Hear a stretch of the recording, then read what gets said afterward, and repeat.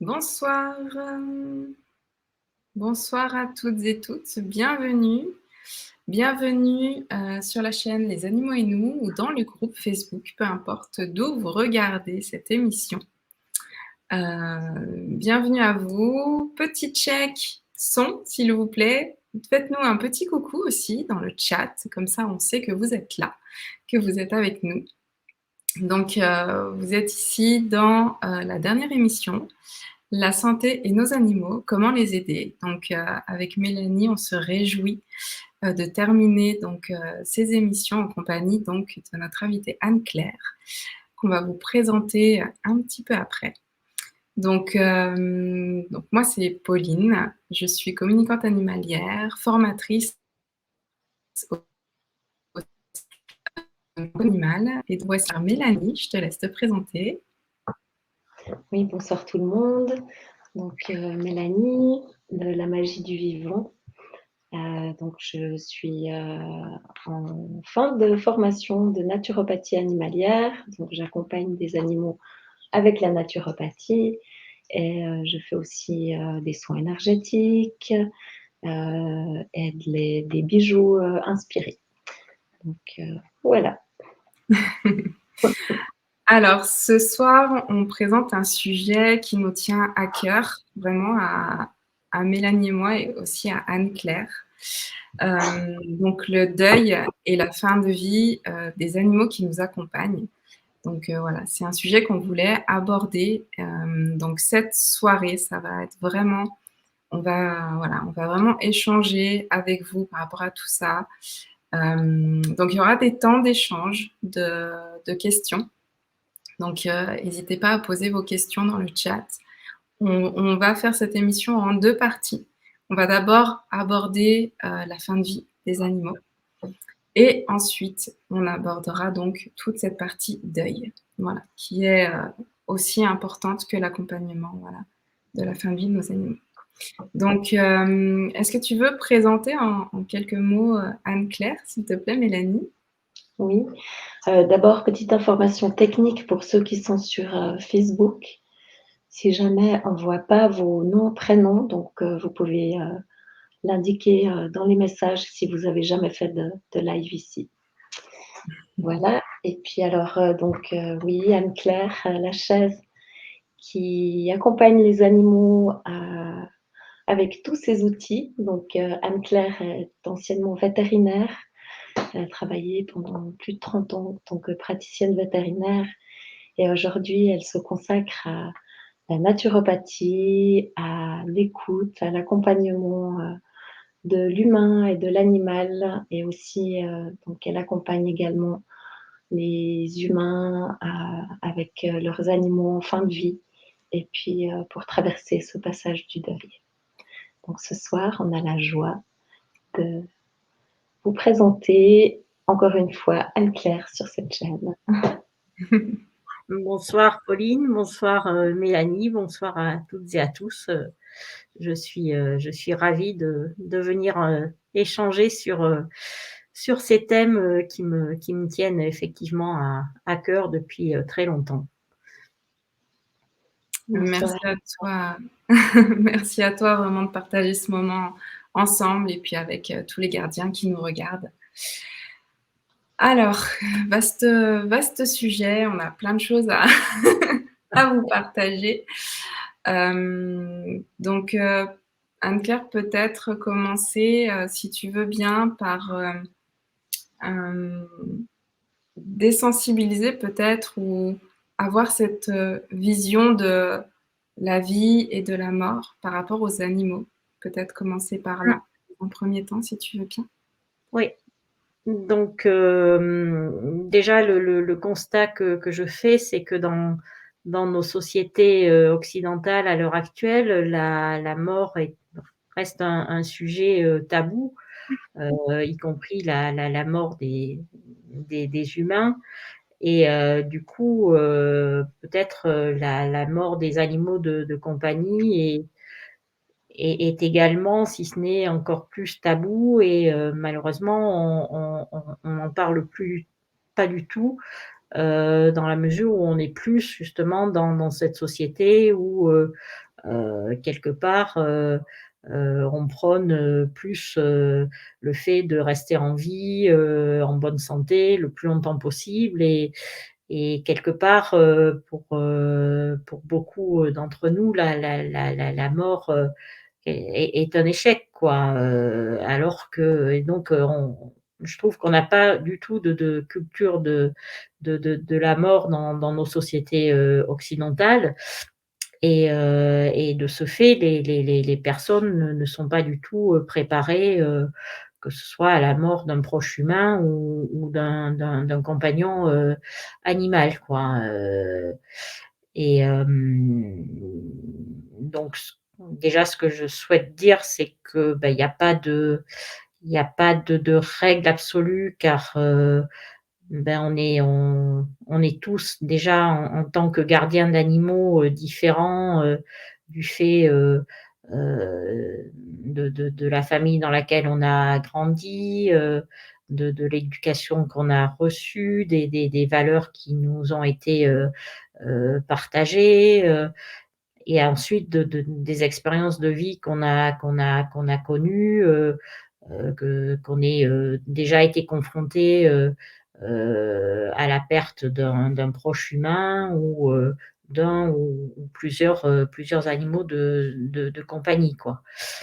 Et en fait, je trouve qu'il est essentiel de vraiment, aborder ce sujet parce que, heu, j'ai conscience en plus dans ma nouvelle activité que vraiment beaucoup de gardiens d'animaux sont, dans une grande détresse émotionnelle, que ce soit, par rapport, à leur animal s'il est en fin de vie ou, après son départ, quoi.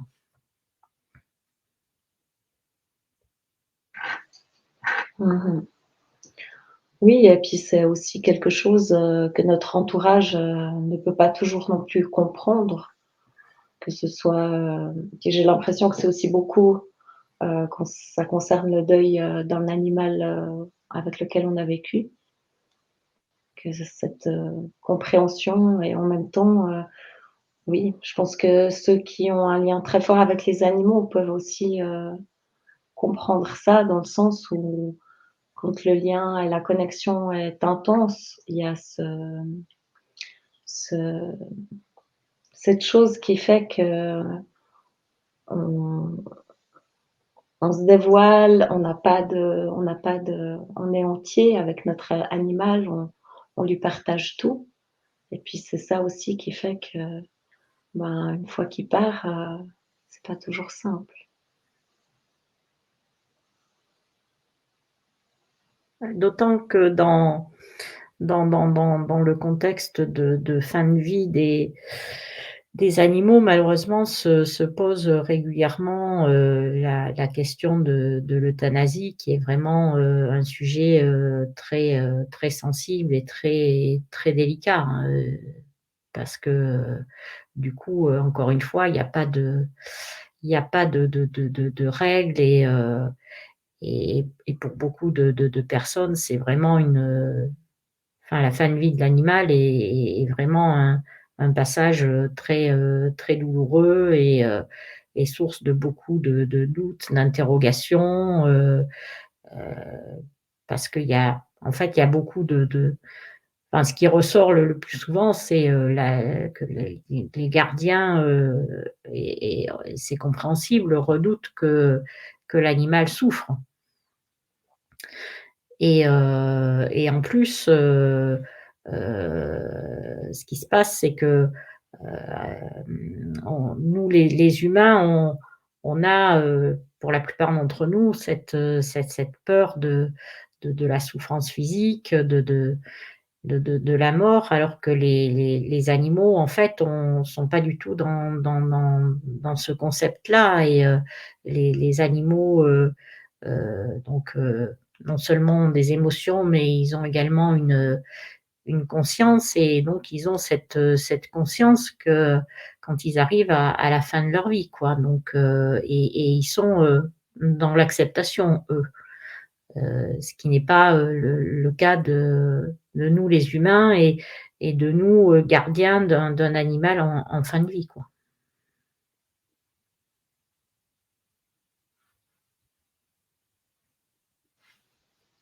Oui.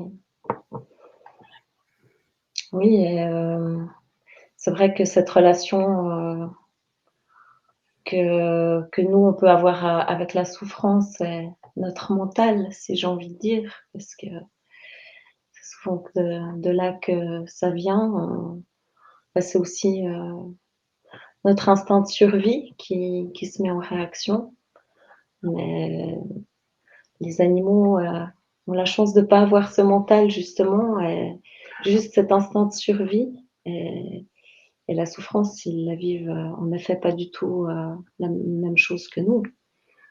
Euh, j'ai pu observer et en communication animale et ben, avec un animal en fin de vie à la maison que ben, ils se dissocient énormément de leur corps. Puis ça, c'est quelque chose que ben, nous, à part en étant dans un état d'auto-hypnose ou de méditation vraiment intense, c'est quelque chose qui nous est compliqué. Ou de ne pas savoir ce qu'on a aussi. Parce que moi, j'ai vécu le cas il y a 12 ans en Inde. J'ai eu un accident et de ne pas savoir en fait ce que j'avais m'a permis de continuer, d'aller de l'avant jusqu'à ce que ben, par la suite, je sache ce que j'avais. Et puis, c'était assez conséquent. Donc, c'est vrai que quand on peut l'expérimenter aussi en tant qu'humain, mais c'est vrai que ça, c'est quelque chose que les animaux vivent pleinement, en fait, cette dissociation en cas de souffrance.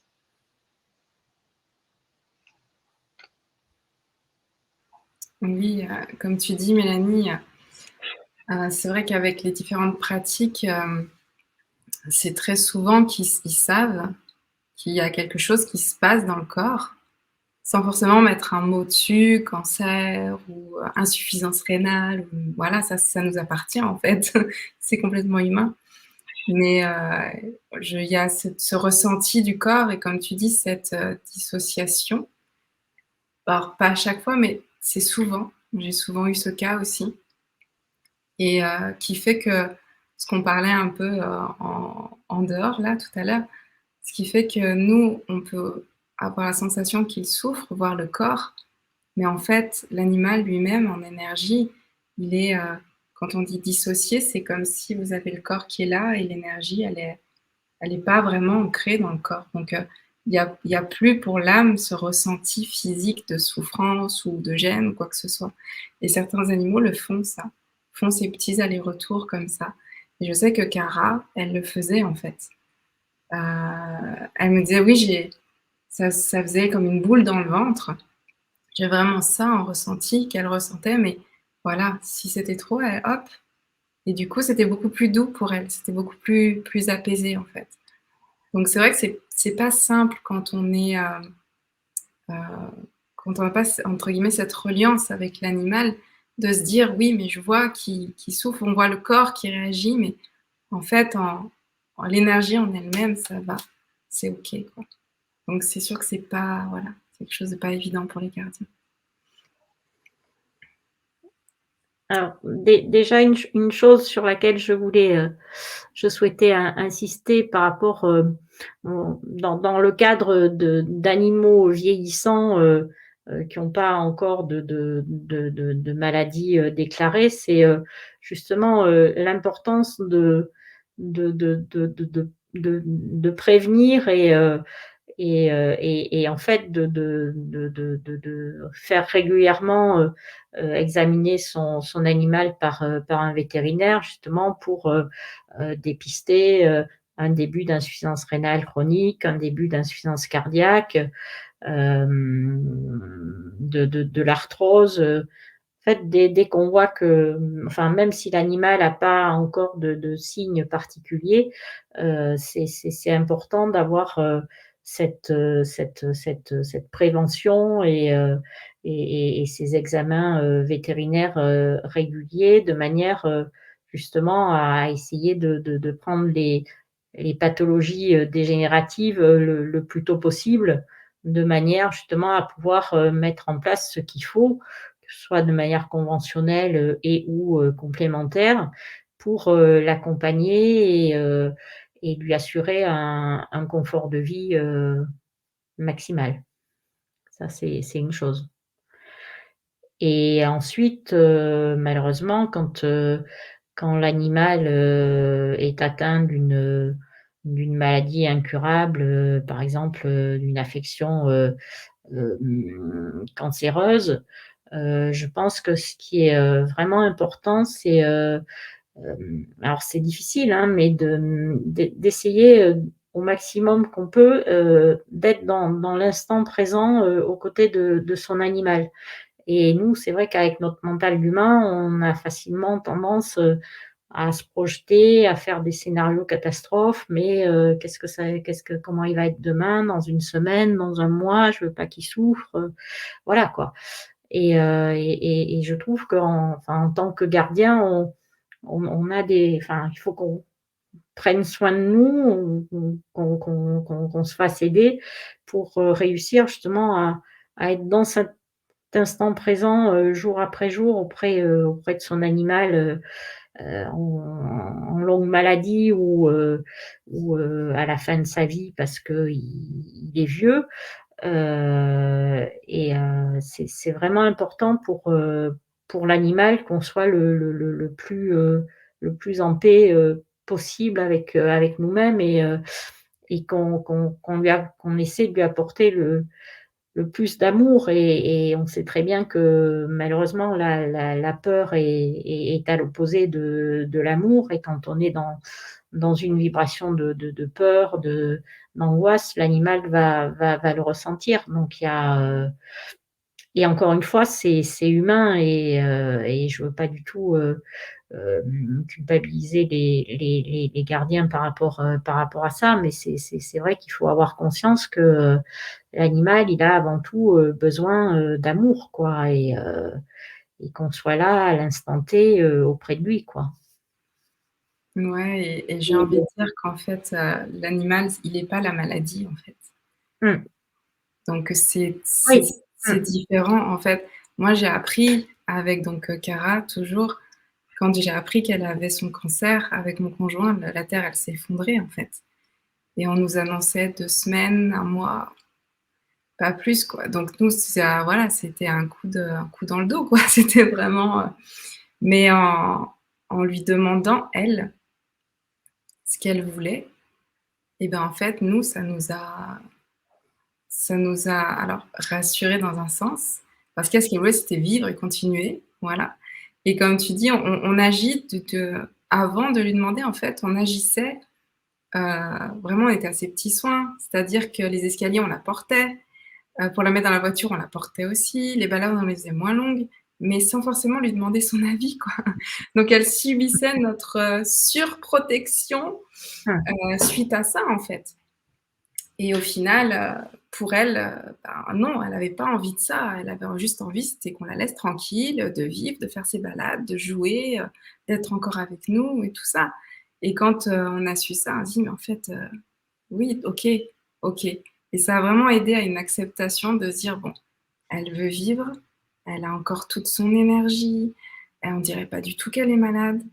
Donc on a voilà, là, on a pu changer, tu vois, ce truc en étant beaucoup plus positif et à l'écoute de ce dont elle avait besoin, quoi, pendant 1 an et demi après, en fait. Donc ça l'a je pense qu'aussi l'énergie du gardien face à la problématique peut changer la dynamique aussi de guérison de l'animal, je pense. Vous me direz, vous, dans vos pratiques, quoi, dans vos expériences, mais c'est ce que j'ai pu voir. Et en fait, quand elle avait besoin, elle savait bien nous le dire: «Bah non, je peux pas monter dans la voiture». Donc Mmh. là, on la portait. Mais c'était un choix de sa part, en fait. Mmh. Donc il y a vraiment quelque chose comme ça aussi qui est important, je pense. Déjà, ce à quoi je voudrais réagir sur ce que tu disais, quelque chose que je trouve un concept auquel il faut faire très attention. pour moi, hein. Encore une fois, tout ce que je dis n'engage que moi-même, mon expérience et mes convictions, mais quelque part aller, face à un animal, bon, qu'on sait, gravement malade, mais en tant que vétérinaire, aller, donner, tant, d'espérance de vie, je trouve ça, enfin, je trouve qu'il vaudrait mieux éviter, quoi, parce qu'en fait, personne ne sait, quoi, et quelque part, si on dit: oh là là, il y a plus que pour un mois, pour 3 mois», et quelque part, on programme, peut-être pas l'animal, mais au moins son gardien humain, et c'est dommage, quoi, parce que, bah, si ça se trouve, dans 15 jours, l'animal, il sera plus là, ou dans un an, il sera encore là, quoi. C'est vraiment, on peut pas, i bon, d'accord, il y a des statistiques par rapport, aux différentes maladies, aux différents types de cancers, c'est OK, mais gardons-nous de faire des pronostics, chiffrés, quoi, parce que je pense que pour les humains, c'est vraiment important, quoi, de qu'il y ait toujours cette,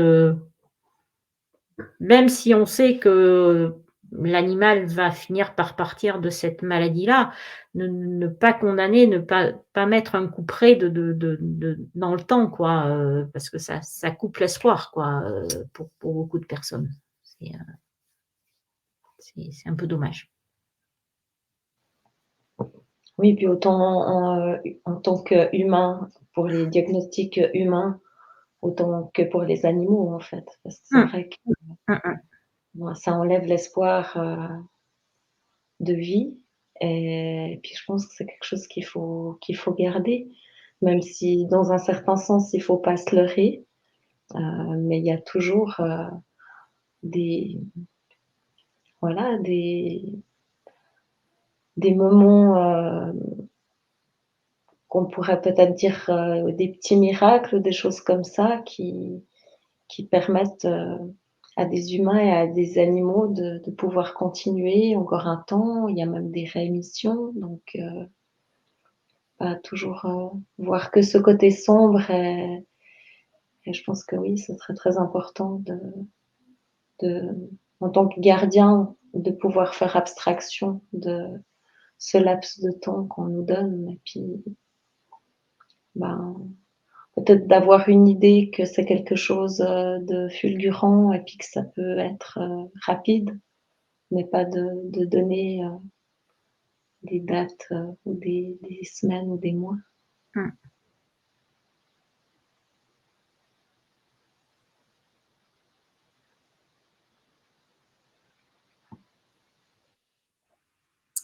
Donc là, on aborde tout ce qui est, ben, la maladie, en fait, mais dans le deuil, il y a d'autres,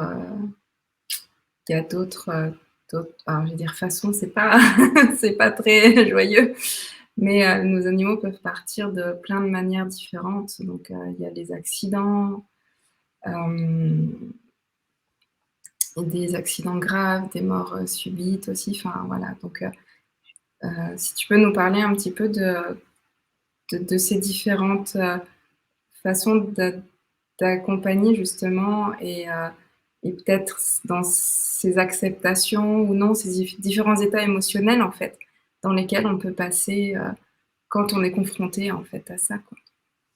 Bah, je dirais que, mmh, la enfin, que c'est vrai que bon, les animaux peuvent, certes mourir de vieillesse, mourir de longues maladies, en particulier d'affections, cancéreuses, mais malheureusement, il arrive, qu'ils partent, brutalement sans qu'on y soit, préparé, et ce qui est, éminemment, traumatisant, pour les gardiens, et du coup, bon, que ce soit, l'annonce d'une maladie incurable, ou le décès, traumatique d'un animal, la 1re, il va toujours y avoir quelque part une phase de déni chez le gardien humain, il va dire: «Non mais c'est pas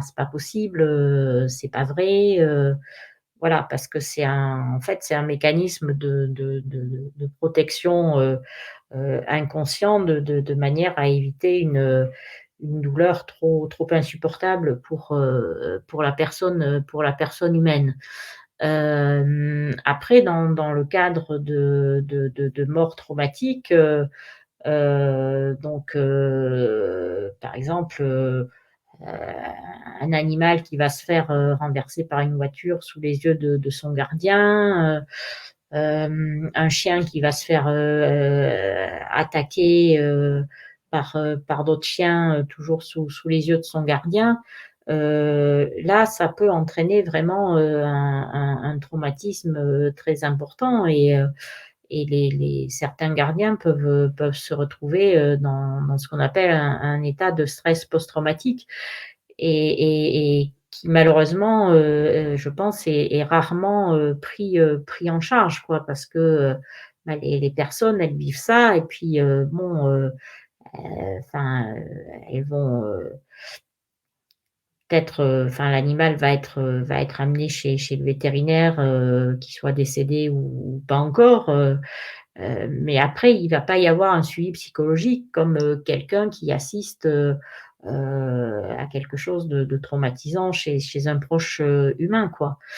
Alors que cet état de stress traumatique peut, être, grave et demander vraiment une prise en charge, psychologique parce que sinon ça peut vraiment venir, bloquer le processus de deuil, quoi.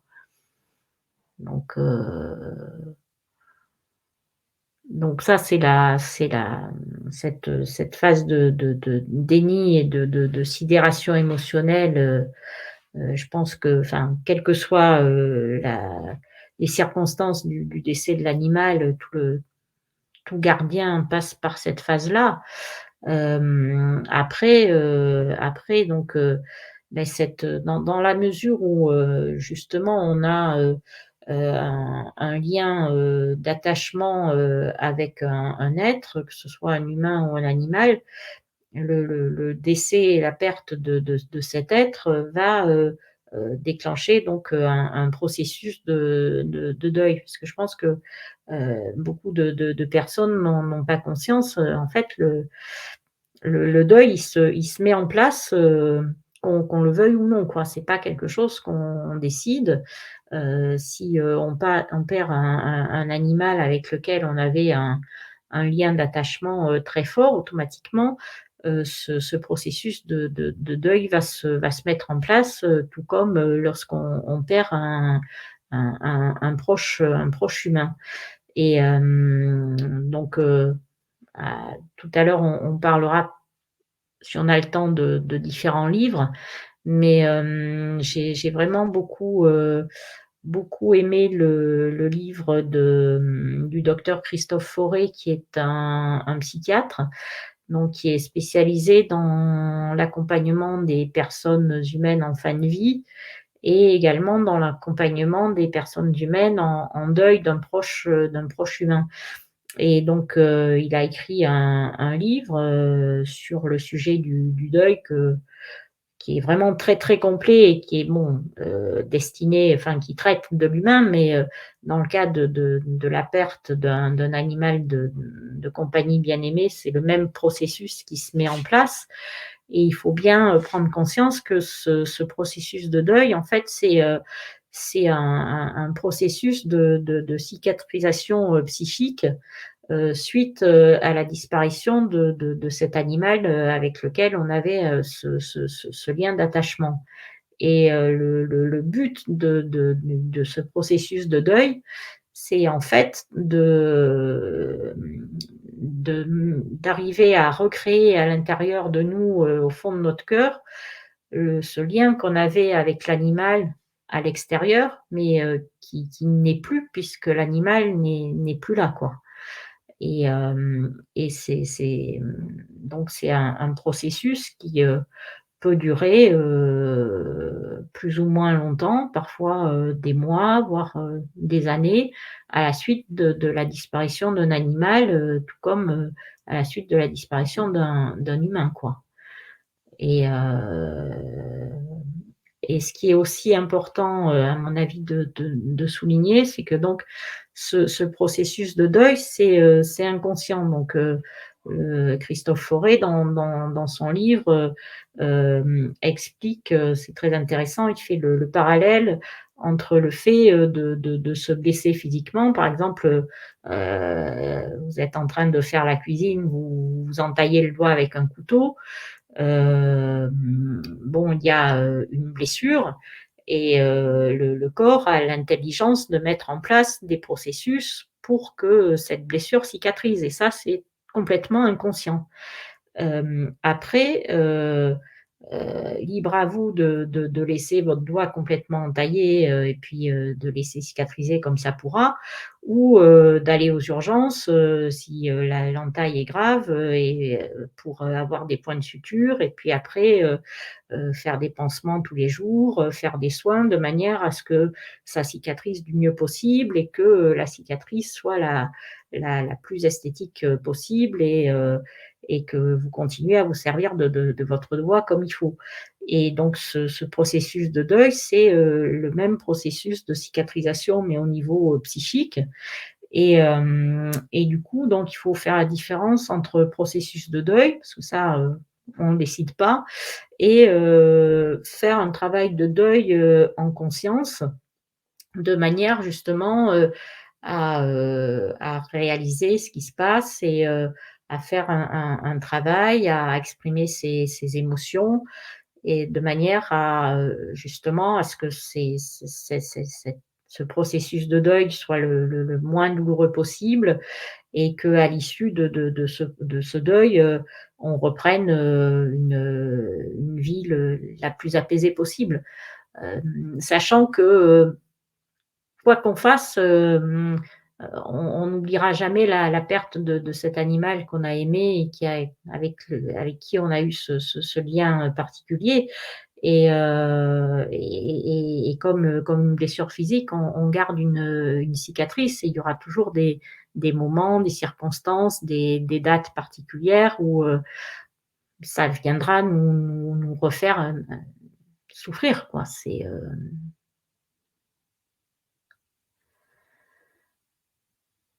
Et donc, bon, par rapport ensuite, aux différentes, durant ce processus de deuil, c'est vrai qu'on va, ressentir, des émotions, des sentiments, qui sont, qui est tout à fait normal de ressentir. Bon, souvent quand, à la suite de la perte d'un animal, c'est tout à fait humain, on va avoir tendance à chercher un responsable. Par exemple, si l'animal, s'est fait renverser par une voiture, beh, le conducteur de la voiture qui l'a renversé, on va, éventuellement, ressentir de la colère envers lui. Si l'animal était malade, c'est malheureusement fréquemment le cas qu'il y ait, de la colère, vis-à-vis du vétérinaire auquel on va reprocher, de ne pas avoir fait le bon diagnostic, de ne pas avoir prescrit le bon traitement. C'est une phase de colère qui est, tout à fait, normale et transitoire. Après à la suite enfin, je dis à la suite, mais il faut bien réaliser que le processus de deuil n'est pas linéaire. C'est-à-dire qu'on décrit plusieurs phases, mais qui se chevauchent et il y a souvent des retours en arrière, plusieurs émotions, sentiments qu'on éprouve en même temps. Donc là, je fais des détails entre les différentes émotions et sentiments, mais c'est pas du tout quelque chose de linéaire. Donc,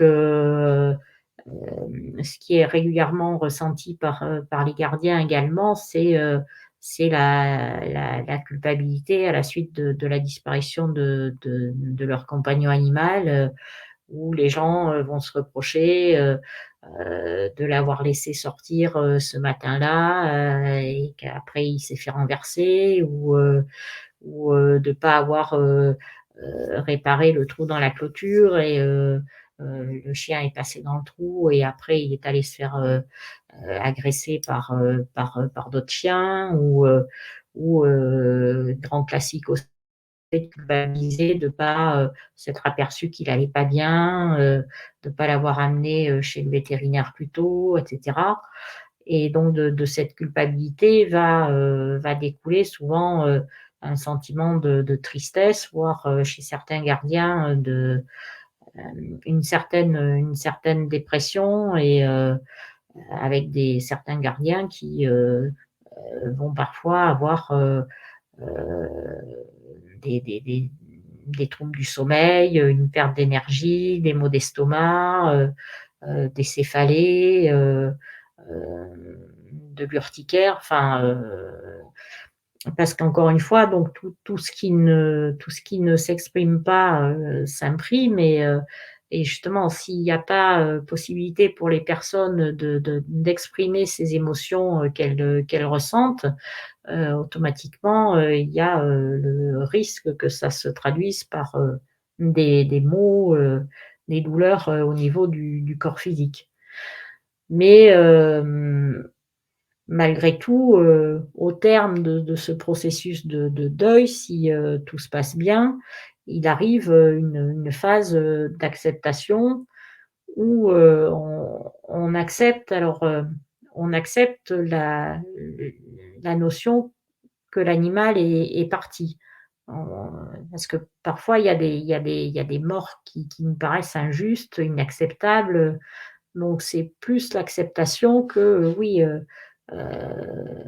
de la disparition de cet animal qu'on a aimé et si le processus de deuil, s'est déroulé normalement et si possible, quand on a fait ce travail de deuil, on a justement, intériorisé ce lien d'amour qu'on avait avec cet animal et donc maintenant il est, au fond de notre cœur et on arrive à reprendre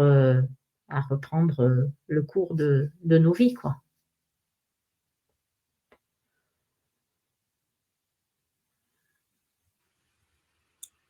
Ouais, alors dites-nous dans le chat si tout ce que Anne-Claire voilà, nous a expliqué par rapport aux phases du deuil, c'est des choses que vous avez vécues, que vous vivez peut-être encore, certaines peut-être colère, culpabilité, enfin voilà, ben, tristesse, je pense que ça fait partie aussi dès qu'on pense à eux.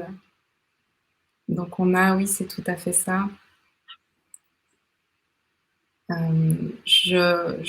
Enfin, ça fait du bien en fait de mettre des mots un peu sur tout ça, quoi.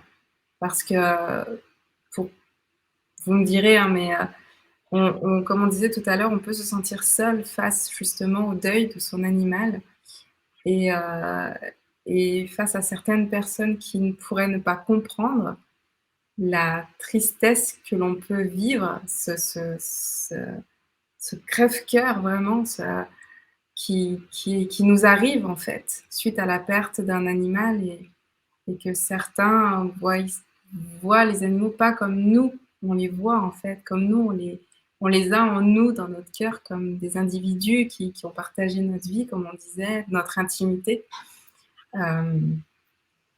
Donc, donc face à ça, des fois, ça peut être compliqué, l'entourage, la famille, les amis, qui pourraient dire: «Oui, mais c'est bon, on passe à autre chose».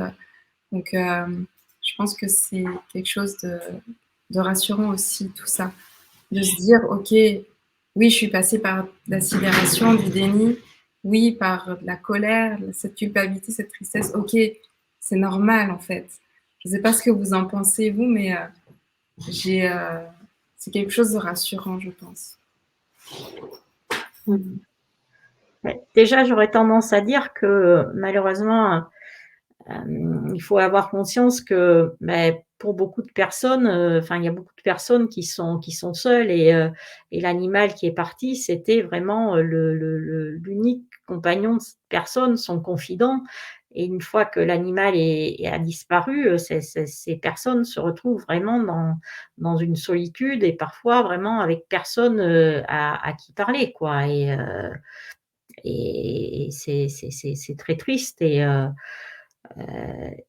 comme tu disais Pauline, à côté de ça, bon, les personnes qui sont pas, forcément seules, qui ont, de la famille, des amis, des collègues de travail, si, ces proches, ont pas, enfin n'ont pas eu d'animaux ou, n'ont pas eu l'occasion de tisser, ce lien particulier avec un animal, beaucoup de personnes, se sentent, incomprises, voire parfois, rejetées par l'entourage. Parce que c'est vrai que les lieux communs, alors déjà c'est, les gens sont souvent, savent pas trop quoi dire, face à une personne en deuil, encore une fois, que ce soit d'un être humain ou d'un animal. Mais par rapport à l'animal, c'est vrai que le nombre de fois où on entend, «Mais, secoue-toi, mais quelle idée de se mettre dans un état pareil, ce n'était qu'un animal». Alors que, bah, il y a des personnes qui vont, ressentir plus de souffrance, lors du décès de leur animal que, d'un membre de leur famille, quoi. Et c'est OK, quoi. Enfin, je veux dire, il y a pas de jugement, à porter parce que, voilà, il y avait ce lien d'amour, heu, entre cet humain et cet animal. Et bon, dans les lieux communs, c'est pareil, oui, de toute façon, si tu es triste, tu as qu'à en prendre un autre, quoi. Alors là, ça ouvre aussi sur, faut-il reprendre, un animal, tout de suite après ou pas, ça c'est un autre débat, quoi. Mais c'est vraiment, enfin pour moi, essentiel que, les personnes, qui ont perdu un animal bien aimé, aient l'occasion d'exprimer vraiment, leurs émotions. Enfin, ça fait vraiment partie du travail de deuil pour permettre d'évacuer et de repartir, quoi. Sinon ça ces émotions, elles vont s'enquister, elles vont rester en nous et ça n'ira pas, quoi. Ouais. Moi, c'est quelque chose que j'ai vécu personnellement, il y a un peu plus de 3 ans et bah, j'ai eu beaucoup de colère, j'ai eu beaucoup de tristesse et d'incompréhension et ben, je connaissais pas le processus de deuil et ben, mon compagnon, comprenait pas non plus, ce que je vivais. Donc ça a été très, très difficile, de vivre ça de mon côté, seule et puis c'est j'ai envie même de partager que ça a failli, ben, faire exploser mon couple, en fait, parce que, bah, hem, il y avait pas de compréhension de l'autre côté et puis c'est tout un processus, que que j'ai vécu seule et qui était vraiment pas évident. Donc je pense que se faire accompagner d'une manière ou d'une autre, dans cette étape, c'est important quand on n'a pas forcément, l'écoute, et la bienveillance, dans notre entourage, proche ou des gens qui peuvent comprendre ce qu'on vit, à ce niveau-là. Donc ouais, c'est quelque chose d'important. En plus, une autre chose dont il faut avoir conscience, c'est que justement, souvent on peut être un peu pudique et puis, par rapport à un gardien qui a perdu son animal, on va pas trop savoir quoi lui dire et puis on se dit: «On va pas parler de l'animal parce que ça va le rendre triste, il va pleurer».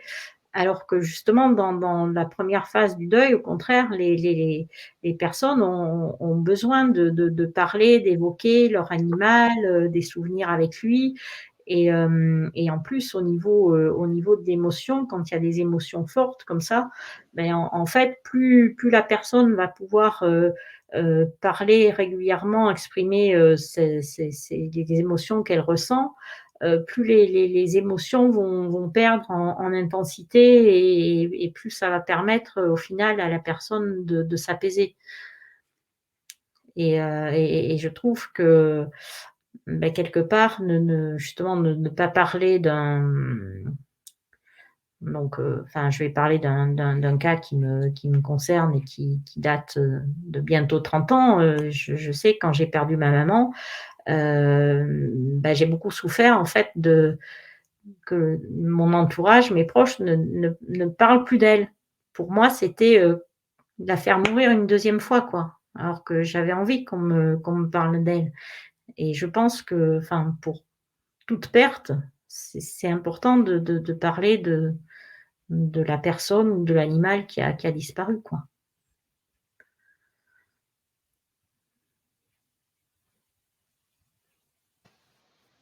Ouais, c'est vraiment nécessaire de pouvoir en parler, de pouvoir partager les souvenirs, Mmh. puis ouais, d'avoir cette écoute et cette bienveillance, c'est vraiment essentiel. Ça, je pense, ça permet d'accélérer aussi le processus de deuil. Parce que Et je je pense pense qu'en tant que gardien aussi, enfin, des fois, on a envie de se pincer sur le moment et puis c'est pas vrai, c'est pas la réalité, c'est pas possible, c'est pas là maintenant, c'est pas non.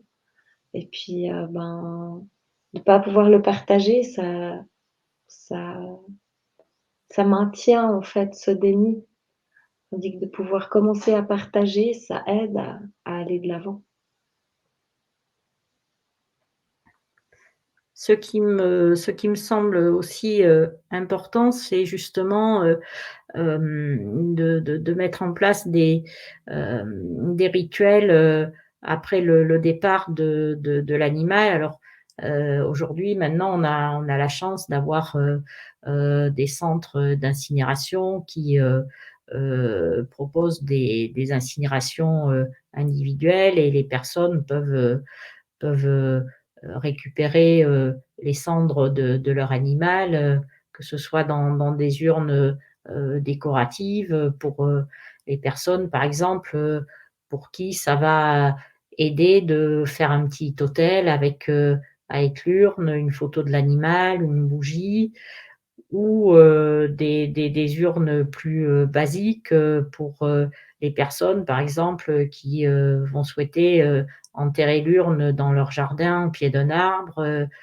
planter des fleurs, ou alors aller, disperser, les cendres de leur animal, dans un endroit de balade, que l'animal affectionnait, particulièrement. Enfin, je pense que c'est vraiment important de faire des choses et de célébrer la mémoire, d'entretenir la mémoire de l'animal parce que ça aide à ce processus d'intériorisation du lien qu'on avait avec lui, que ce soit, faire un album photo, si on est doué en dessin, faire un dessin ou une peinture de l'animal, faire des souvenirs vidéo. Enfin, il y a plein de choses, je sais que, il y a une des principales compagnies d'incinération qui propose, également des bijoux souvenirs, il y a des personnes maintenant qui, proposent aussi,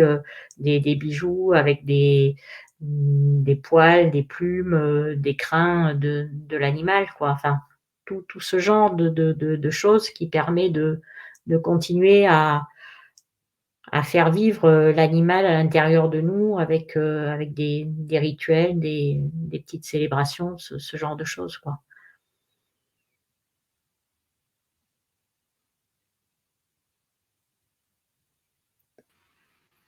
Oui, c'est quelque chose qui aide et je pense aussi aux enfants parce que du coup, j'ai eu le cas donc, avec Cara et les enfants de mon conjoint qui étaient de jeunes ados. Et il y a eu vraiment déjà ce au revoir qui était important. Mmh. On leur a laissé chacun leur moment à eux pour dire au revoir à Cara. Et par la suite, la demande des enfants. Donc, nous, c'était d'avoir une photo d'elle, en fait. Donc, voilà, on a toujours la photo de Cara, voilà, qui est là avec nous au salon. Et comme tu dis, d'en parler, d'expliquer. Parce que c'est très souvent aussi qu'on qu'on entend qu'on veut protéger les enfants en, ne en ne pas abordant le sujet, en fait. Mais je trouve que c'est pas forcément une bonne idée, une bonne chose parce que, c'est important qu'ils sachent, c'est important qu'ils fassent aussi ce deuil plus jeune pour que plus tard, en tant qu'adultes, et ben, pour eux, ce soit pas plus facile, mais qu'ils aient eu ce processus-là et qu'ils soient pas démunis face à une perte, justement. Tout à fait. En plus, par rapport, à un jeune enfant ou un ado, le départ d'un animal de compagnie, c'est parfois la première confrontation avec la mort, quoi et parfois cet animal, c'était vraiment, le meilleur ami, le confident, enfin, il était là depuis la venue au monde de l'enfant et de toute façon, les enfants sont des éponges émotionnelles et même si on leur dit pas les choses, ils le ressentent. Après, selon la tranche d'âge, entre 2 et 5 ans, les enfants ont pas la conscience de la permanence de la mort. Ils croient que voilà, l'animal, il est mort pour un temps, hein, mais ça va pas durer. Après, au fur et à mesure que l'enfant grandit, cette compréhension que la mort est irréversible va arriver. Mais de toute façon, enfin, moi, je suis persuadée qu'il faut toujours, bon, en trouvant les bons mots, mais expliquer les choses aux enfants et ne pas leur mentir parce qu'après, ça en plus, ça risque d'entraîner une perte de confiance vis-à-vis de l'adulte parce que de toute façon, un jour ou l'autre, ils vont savoir, ils vont réaliser donc Ouais, tout à fait et en partageant l'expérience, aujourd'hui, on parle de Cara ouvertement, sans souci, en fait, sans stress, sans crainte, voilà, c'est très souvent, bah, là, on dit: «Bah, là, elle serait la première à avoir trouvé son bâton, quoi». Enfin, voilà, puis c'est joyeux, en fait. C'est toujours des moments, voilà, où elle nous a fait rire, où c'était en joie et et c'est OK, en fait. C'est mmh. vraiment OK donc si, ouais, si je peux vous conseiller ça, je sais pas dans le chat si vous pouvez nous partager un peu si, voilà, vous avez pu exprimer ça aussi avec vos enfants, ouais, c'est quelque chose d'important, je pense. Par rapport justement à l'accompagnement, donc c'est quelque chose qui est, quand justement, ben, voilà, on n'a pas tout ce soutien, tout cet entourage, autour de nous qui est dans la compréhension. Donc toi, Anne-Claire, tu accompagnes justement ces personnes en deuil. Mmh. Comment ça se passe? Est-ce que c'est, pour tout le monde pareil? Est-ce qu'il y a une recette «magique» entre guillemets? Ou, chaque cas est unique? Est-ce que tu peux nous en Oui, parler? non, chaque cas est unique et encore une fois, pour certaines personnes, ça va être relativement, rapide, alors que pour d'autres, ça va mettre plusieurs mois, voire, parfois des années vraiment, enfin mon approche, c'est, l'écoute bienveillante quoi, que la personne, se sente en confiance et qu'elle puisse, justement exprimer ses émotions et qu'on arrive un peu à quand ça a été vécu vraiment de manière douloureuse, traumatisante, qu'on puisse désamorcer, toute cette partie, tragique de manière à arriver, petit à petit à apaiser la personne sur le plan émotionnel.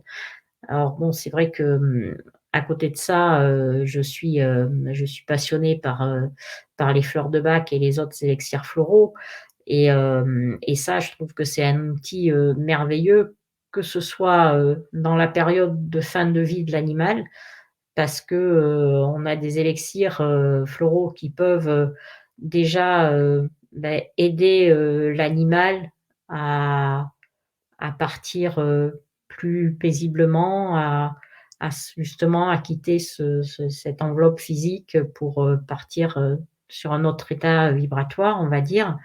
Les élixirs floraux, ça peut aussi justement, dans cette période de fin de vie de l'animal, beaucoup aider les gardiens qui sont, dans l'angoisse, dans le stress et pareil parce que, on n'en a pas parlé, mais l'animal en fin de vie, ce qui est vraiment important, je pense, d'avoir conscience, c'est, que, souvent, les animaux, en fin de vie peuvent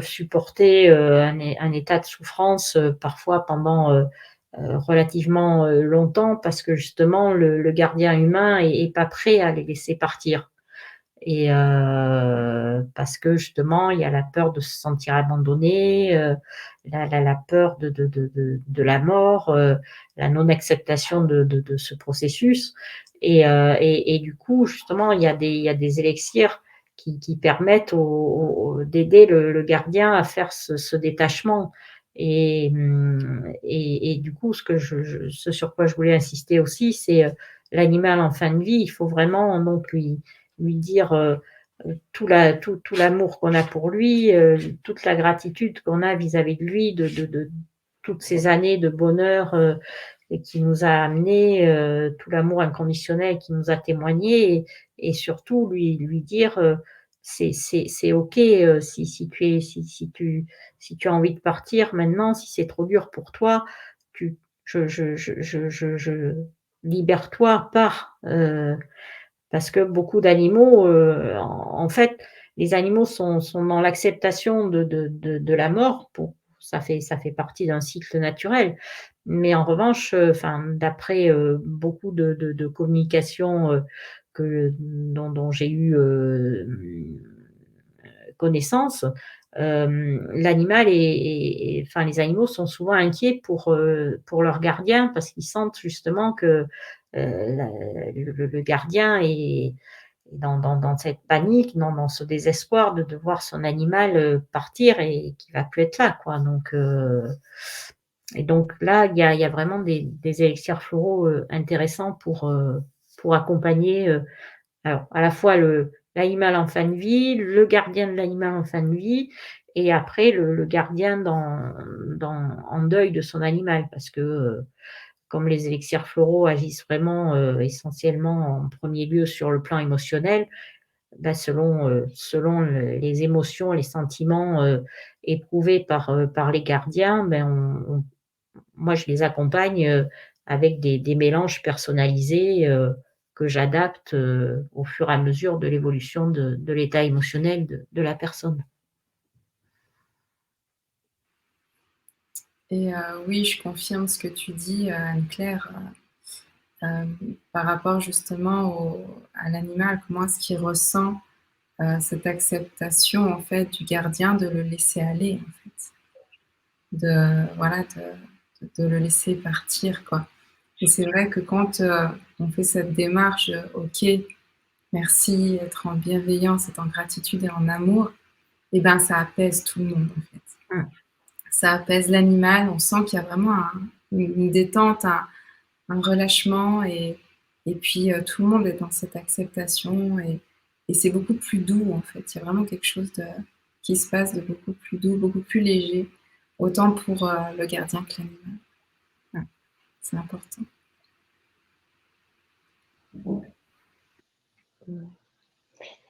Et puis, une petite chose que j'aimerais aussi relever, parce que, bah, par exemple, Happy, mon chat, il a perdu sa sœur il y a plus d'une année, bientôt une année et demie, et il a encore de la tristesse, en fait.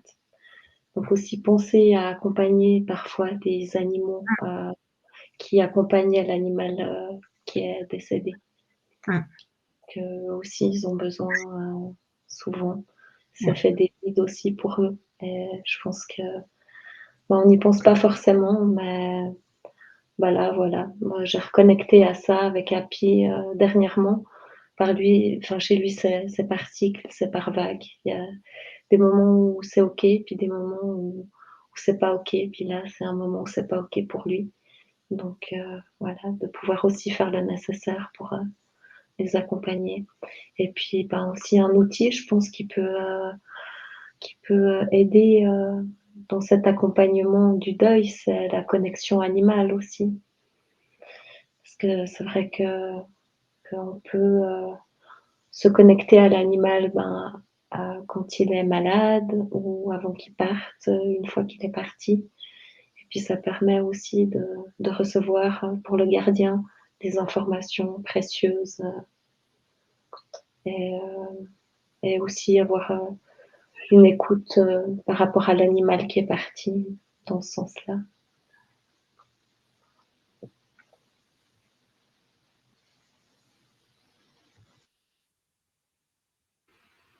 Oui, c'est vrai que ça aide énormément les gardiens en fait. Il y a ce côté de culpabilité qui a plus lieu d'être en fait. Quand on est en reliance avec les animaux qui sont partis, il y a énormément d'amour en fait qui dégage, qu'ils ont envers leurs gardiens. Et c'est vrai que voilà, toute cette colère qu'on peut ressentir, tout ça, toute cette culpabilité qu'on peut avoir, ça aide énormément, ouais. D'avoir le retour de l'animal, d'avoir la vision de, de ce passage. C'est vrai que c'est quelque chose dans ce processus de deuil qui aide, c'est sûr.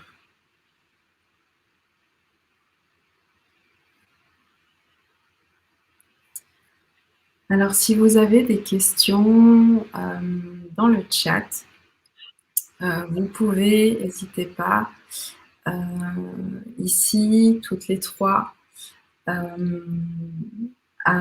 notre niveau, on œuvre en fait pour vous aider, pour aider les animaux, justement, voilà, que ce soit comme animal en accompagnement. Je vois avec donc Mélanie qui m'a aidée, qui nous a aidés avec Cara pour la soutenir dans son envie de vivre en fait. Donc voilà, avec des complémentations en alimentation, en plantes.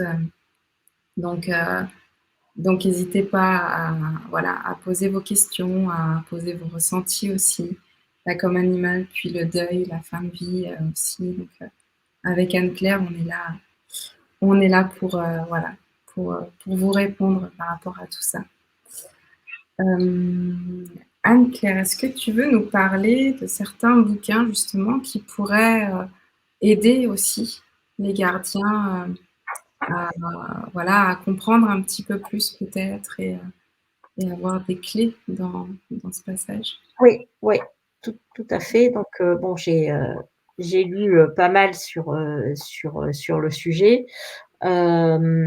Déjà, bon,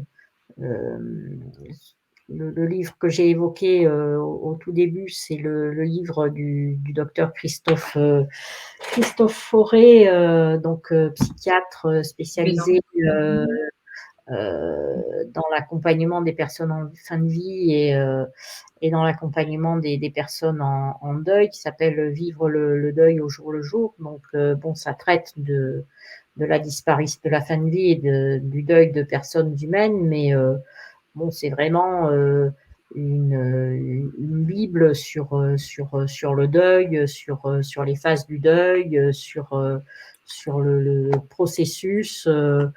Et je pense que ça peut être intéressant, quel que soit, que ce soit qu'il s'agisse du deuil ça s'applique autant au deuil d'un animal que d'une personne humaine, quoi, parce que c'est le même processus dans la mesure où il y a ce lien d'attachement entre une personne et son animal, quoi. Donc voilà.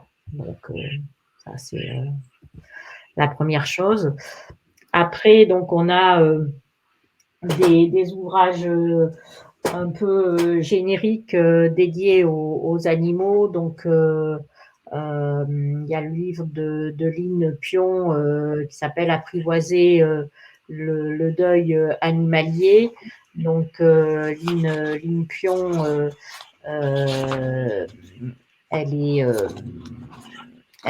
c'est une auteure conférencière consultante formatrice sur les thèmes du deuil et de la résilience, et depuis plusieurs années, donc elle a développé justement cet accompagnement du deuil animalier. Elle y a consacré ce livre, donc qui donne justement les bases, qui parlent du processus de deuil, de comment le deuil est vécu selon qu'il s'agit d'un enfant, selon l'âge de l'enfant, selon si c'est une personne âgée, les étapes du deuil. Dans le même sujet, donc le livre La dernière promenade de Florence Menet, donc pareil, où donc il y a cette réflexion sur la fin de vie de l'animal, sur le deuil, sur l'euthanasie, et donc ces deux livres donnent des idées justement de rituels à mettre en place, et donc ça peut faire un bon accompagnement. Après,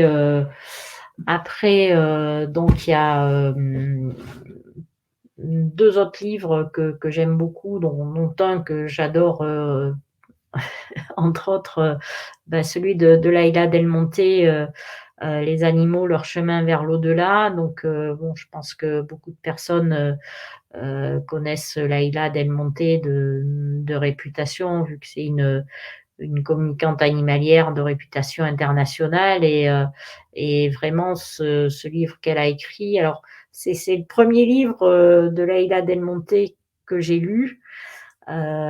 C'était début 2014, et c'est un livre qui m'a particulièrement bouleversée, parce que donc j'étais encore vétérinaire en exercice conventionnel, et ce livre m'a fait prendre conscience que certains animaux, en fait, n'étaient pas prêts à être euthanasiés, parce qu'ils avaient encore des choses à faire, ils avaient encore envie ils avaient envie de voir certains membres de la famille humaine qui n'étaient pas forcément là à ce moment-là.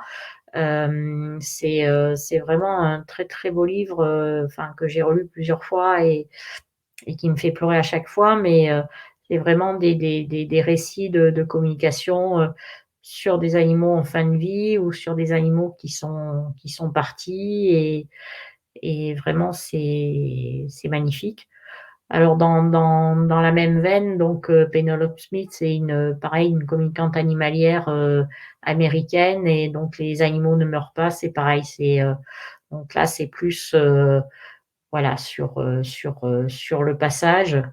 Donc là, encore une fois, ça c'est quelque chose que je voulais dire, que j'ai pas dit jusqu'à présent. Chacun justement est différent, et a ses croyances, et il y a des personnes pour lesquelles après la mort, il y a rien, c'est le néant, quoi. Donc et ça, il faut aussi tenir compte des croyances de tout le monde. Bon, pour les personnes qui sont plus dans cette conviction que l'âme ou la conscience survit à la mort du corps physique chez les animaux comme chez les humains, bon, ces deux livres-là, je pense, sont d'un grand réconfort. Voilà. Et puis tout dernièrement, grâce à une consoeur vétérinaire, j'ai découvert un livre qui s'appelle Par amour, comprendre et accompagner nos animaux sur leur parcours de vie, donc écrit par Laurence Elfer, et voilà. Et alors ça, donc ce livre, je l'ai reçu la semaine dernière, et je l'ai dévoré, et c'est vraiment alors pour moi, c'est une pépite. J'ai adoré lire ce livre. Donc l'auteure donc est une amoureuse des chats. Elle a créé une association qui recueille des chats qui ont été maltraités ou abandonnés, qui sont souvent relativement âgée, elle pratique la communication animale également, elle est photographe et vraiment dans ce livre, tout est abordé, l'animal vieillissant, l'animal en fin de vie, le l'animal qui meurt de vieillesse, l'animal qui meurt brutalement, le deuil, ce qui se passe après la mort de l'animal et vraiment j'ai adoré parce que c'est très bien écrit avec beaucoup de sensibilité. Il y a beaucoup de partage de choses qu'elle a vécues justement avec ses chats qu'elle a recueillis et ce que j'ai beaucoup aimé, c'est qu'à la fin du livre, en fait, j'étais en joie quoi d'avoir lu ce livre parce qu'il y a malgré tout, il y a beaucoup de joie, il y a tellement d'amour que, bah, c'est pas du tout plombant. Alors vraiment s'il y a, un livre, par lequel commencer, c'est celui-ci que je conseillerais.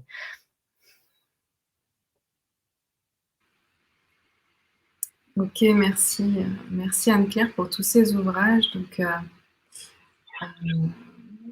peut-être dans la hotte du Père Noël, vous pouvez voilà, vous offrir ces livres qui pourront vous donner des clés. Merci pour l'action, Anne-Claire.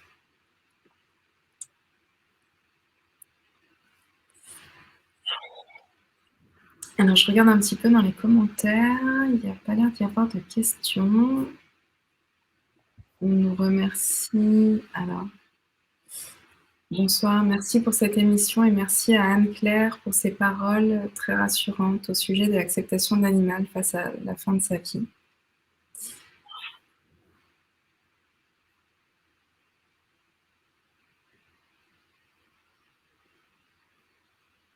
Eh ben, est-ce que tu as d'autres choses à rajouter, des choses que tu penses, Anne-Claire, Mélanie, par rapport à ce sujet? Bah, pour conclure, j'insiste, sur, vraiment le fait de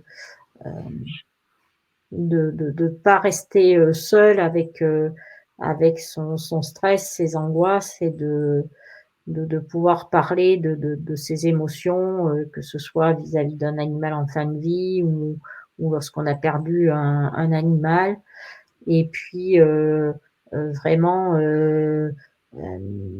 essayer autant que faire se peut d'arriver à un état, d'apaisement et pouvoir, justement, accompagner cet animal qu'on aime, dans la bienveillance et vraiment, au jour le jour, dans l'instant présent, quoi et je pense qu'il y a des pratiques comme la cohérence cardiaque ou la méditation qui peuvent, vraiment, aider, particulièrement dans ces moments, difficiles. Et puis, même si on n'est pas initié à la communication animale, je reste persuadée que parler à son animal, lui dire qu'on l'aime, que on est là pour lui et que on l'accompagne et que s'il veut partir, si c'est trop difficile, c'est OK. Je pense que c'est vraiment important, quoi, parce que les animaux vont ressentir, déjà ce qu'on émet, vibratoirement, quoi, à leur égard.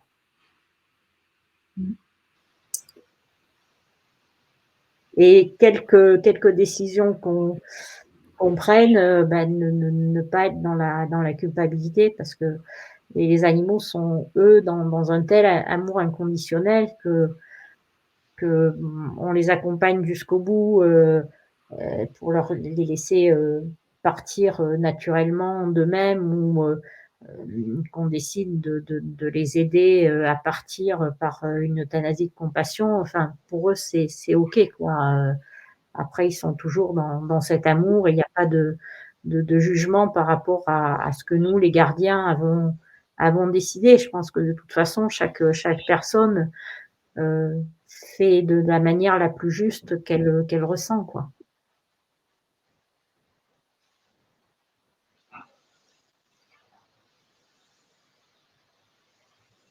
Oui. Ouais, chacun a son rythme, chacun a sa façon. Je pense que c'est important de, comme tu dis, de pouvoir, juste transmettre, tout ce qu'on a à transmettre à son animal et puis lui laisser cette possibilité à un moment donné, de partir si c'est son choix et puis que personne n'a à culpabiliser. Ça, c'est, je pense, le plus important.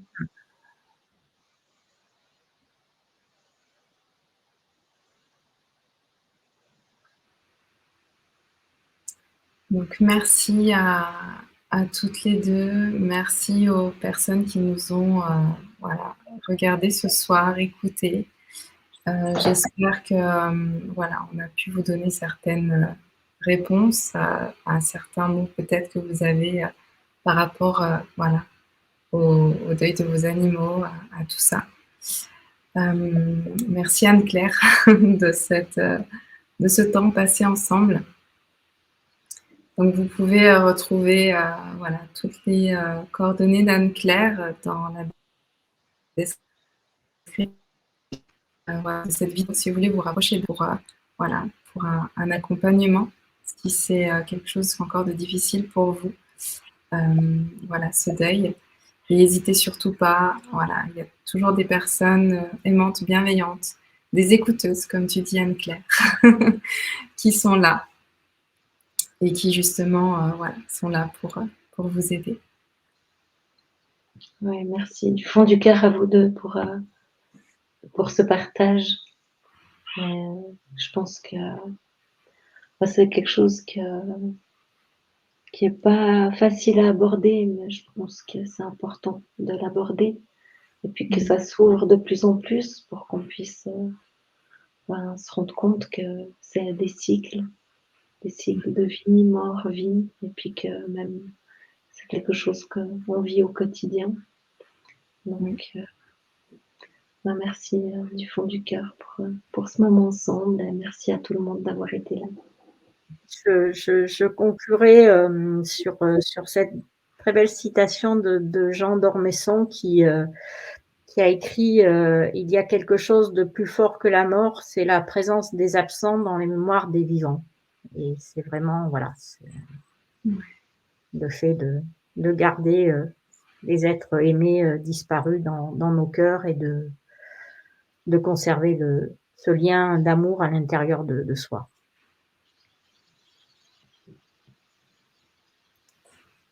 Merci pour tout ça. Merci. Merci. Très belle soirée à vous. On vous envoie énormément d'amour. Très belle soirée.